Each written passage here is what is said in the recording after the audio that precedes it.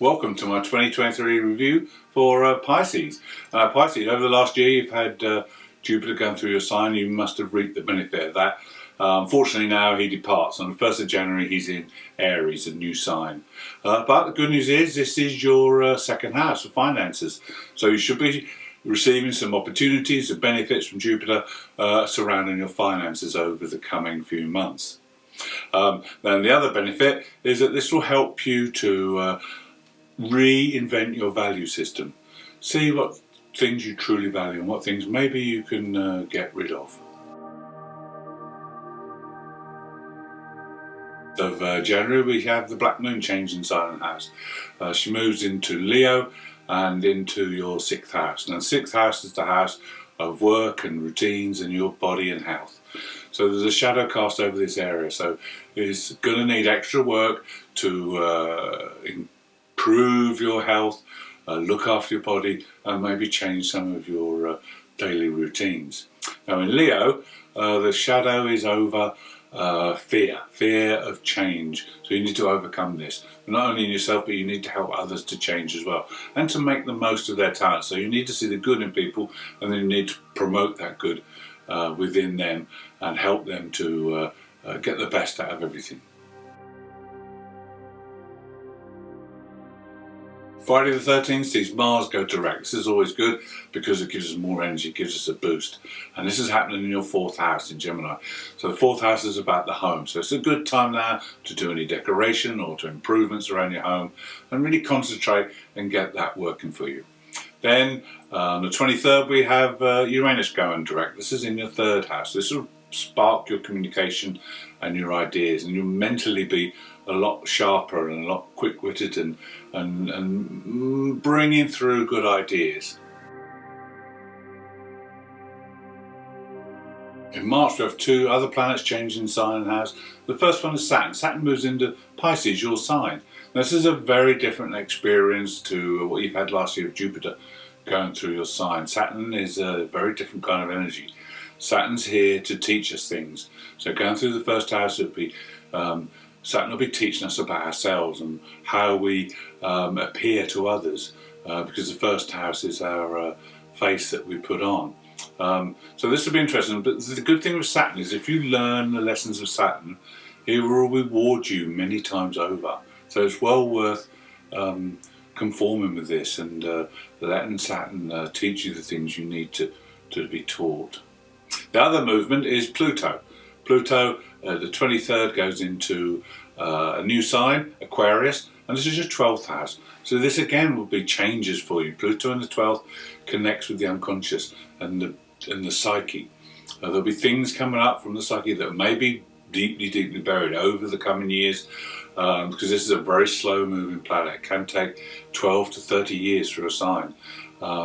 So it's not going to be any sudden changes, but there'll be a gradual transformation. There'll be a gradual change to spiritual side and your unconscious, and maybe your psychic senses as well will be awoken with this Pluto transit.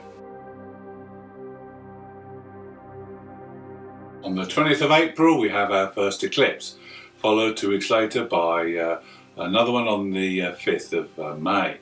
Now, eclipses always comes in pairs, so the first one is a solar eclipse in Aries, the second one is a lunar eclipse in Scorpio. Now all the eclipses will be in different signs this year because the nodes are moving back a sign. Now the first one is going to be in your 2nd house. This is the house of finances. But this eclipse family is very sensual.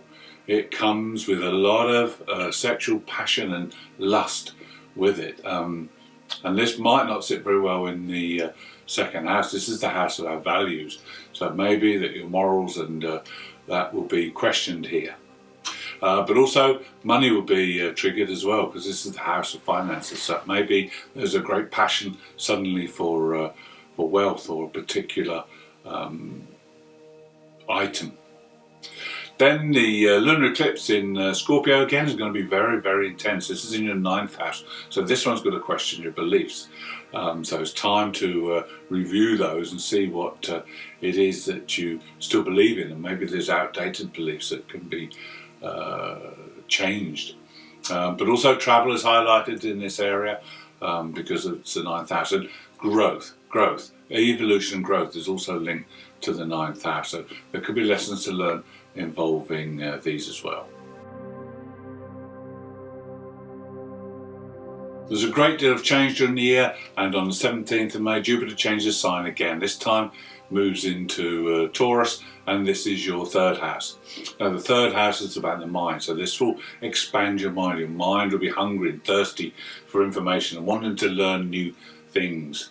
And with it being in Taurus, it may be things that are connected to the earth, practical things that you want to get to grips with. And then the moon's nodes are going backwards because they travel backwards the whole time, and the north node will travel into your 2nd house. So this will be advantageous because again, this is the financial house, so there could be over the next year or so there could be advantages with having the node moving through that area, because it will make certain aspects and destined things will happen. And on the 2nd of June there's a date to look out for, because Jupiter and the north node come together, and this is going to be a fantastic time because you've got the opportunity of Jupiter connected to the north node, which is our spiritual way forward, our destiny, and this could produce something that will be very beneficial to you. Midsummer on the 18th of June, the planets start to then turn retrograde. Saturn is the first on this day, and others will follow suit over the next few months. So that free-flowing energy will slowly grind to a halt, and the energy starts to work inwardly.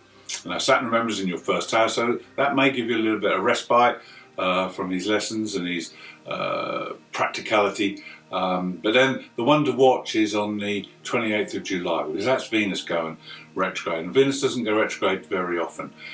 This is going to be in your 6th house. Now Venus rules our relationships, but also our finances as well. So this is not a time to make any important decisions about these two areas. It being in your 6th house, this could affect your daily work and routines and relationships in those areas. So wait until Venus goes direct in early September, then that's a good time to proceed. On the 4th of October we have the Black Moon Earth changing sign and house again. This time she's moving into the 7th house, and this is the house where Virgo is the sign. Now this could be a little difficult period because obviously the 7th house is our relationships, and the shadow will be cast over relationships at this time, and you will examine your relationships and see which ones are valued and which ones maybe it's time to let go of. Now also with Virgo, it's a very self-critical sign, so this is going to put a fear of failure onto you, and it may be that you blame yourself or you think it's you that's the failure, but you need to examine this and understand that our failures are there to teach us, and we can learn from them and grow from them. October sees our 2nd pair of eclipses, the lunar eclipse on the 14th in Taurus, and then the solar eclipse on the 28th in Libra. Now this pair of eclipses belongs to the 7 series at South, so this is a totally different family of eclipses. This eclipse was born out of a square between Mars and Pluto, so this is a very intense energy, and this can bring out anger and a lot of resentment, so you need to be wary of that. But on a positive side, it can also move mountains. It can clear obstacles or blockages that are in your way, and this would then help to speed things up very, very quickly.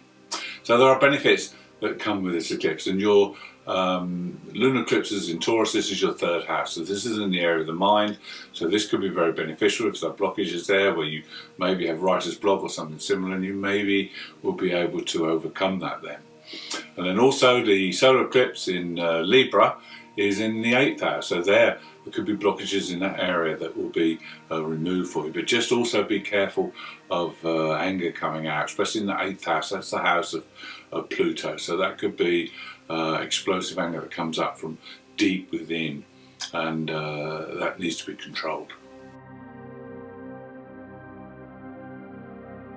On the 5th of November we have Saturn going direct in your sign Pisces, so this will lighten things up a little bit, and you'll be able to start moving forward with the practical side of things and maybe organising things a little bit better. And then after that, other planets follow suit, so that we move into 2024 with most planets going in a forward motion.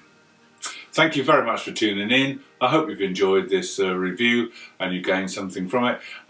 If you haven't already subscribed, please subscribe, and have a good year.